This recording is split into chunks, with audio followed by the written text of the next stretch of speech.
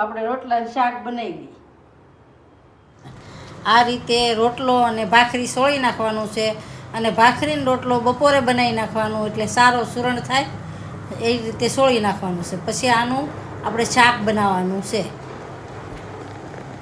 પછી આપણે જો આ તેલ મૂકી અને પછી એની અંદર બટેકું છે, કાંદો છે, લસણ છે, ડુંગળી છે, પછી ટમેટાં છે, 1 ચમચી જીરું છે, 1 ચમચી ચટણી છે, એમ 1 ચમચી હળદર નાખવાની છે. પછી સ્વાદ પ્રમાણે મીઠું નાખવાનું છે. પછી આ રોટલાનું સુરણ નાખીને મિક્સ બધું કરી દેવાનું છે. આ રીતથી હલાવવાનું છે. 2-3 મિનિટ હલાવી અને બધું ભળી જાય, બધું એકરખું હલાવી નાખવાનું.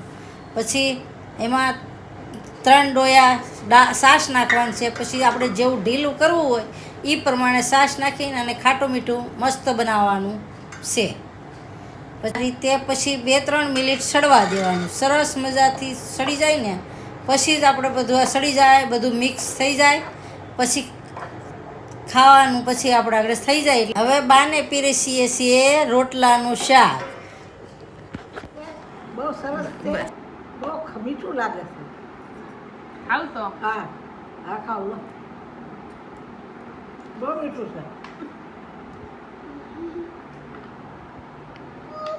હા ગામડે રહેતા ને આવું શાક બનાવતા સારું હો રોટલાનું.